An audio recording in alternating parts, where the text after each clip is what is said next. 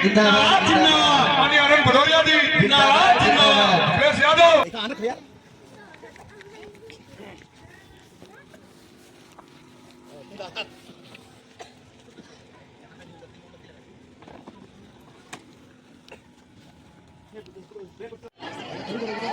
कथावाचक पूज्य गुरुदेव आदरणीय जीबी बौद्ध जी,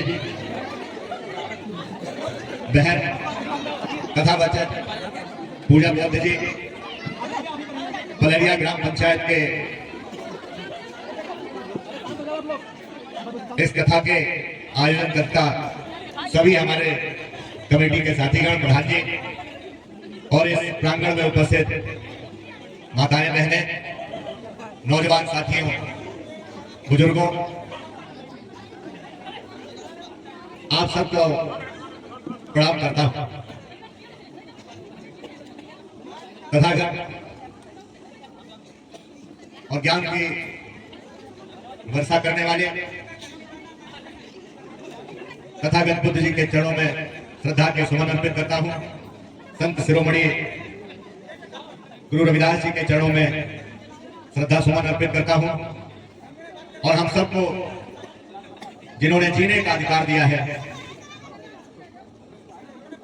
संविधान देने वाले परम पूज्य बाबा साहब के चरणों में नमन करता हूं, श्रद्धा सुमन अर्पित करता हूं।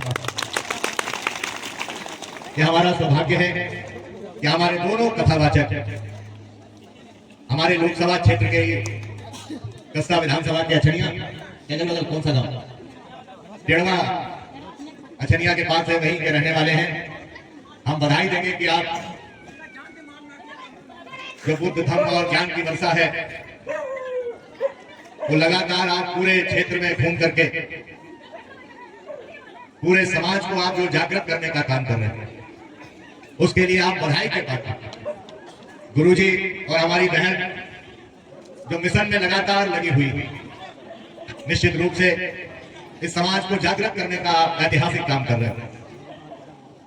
हम लोगों का लोकसभा क्षेत्र धौराना जरूर है, लेकिन हम लोग भी पड़ोस के गांव के पाताबोझ के रहने वाले हैं। तो हम अपने वतन की गोद में, अपनी सर्जरी पर भी आप सबका हार्दिक स्वागत, वंदन, अभिनंदन करते हैं। और मैं पिछले काफी समय से गुरुजी बैठ करके मैं देख रहा था, जिस तन्मयता के साथ और जिस लगन के साथ इस मिशन को आगे बढ़ाने में हमारे साथी लगे हुए हैं, मैं बिना अपने आप को रोक नहीं पा रहा हूं कि उनका भी हम माल्यार्पण कर हार्दिक स्वागत करें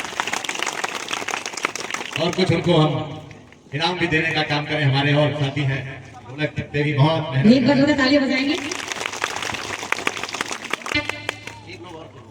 कहाँ चले जाए, अच्छा 11 लोग, लेकिन अभी तो जो सामने है वही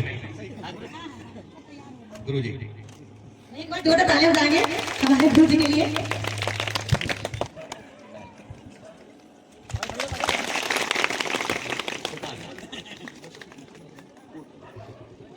हम कथा के बीच में और आपके कथा और आपके बीच में ज्यादा बाधा नहीं बनेगी, इसलिए एक बात कह करके गंतव्य की ओर प्रस्थान करेंगे, आपसे क्षमा चाहते हुए। रुक जाओ भाई, हमारी अलग भागवत चल रही। परम पूज्य बाबा साहब ने जब संविधान बनाया, संविधान की रचना की, तो एक बात कही थी, लिखी थी कि संविधान तो हम बहुत अच्छा बना रहे हैं, लेकिन अगर संविधान को लागू करने वाले अच्छे लोग नहीं हैं तो इस संविधान का बनाने का कोई मकसद बना रहा है। हम कोई राजनीतिक टिप्पणी नहीं करेंगे, लेकिन जो देश के हालात हैं,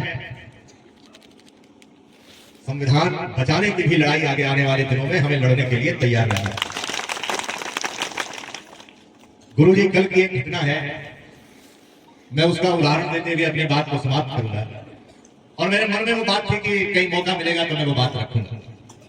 कल मेरे पास हमारे क्षेत्र के गांव का नाम मैं भूल गया, रामकोट के पास का मोहली विधानसभा का ही गांव है, टिड़वा शायद।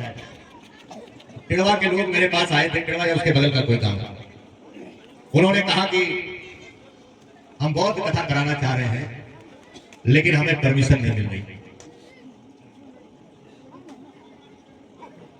एक मिनट बस, नहीं एक मिनट बस।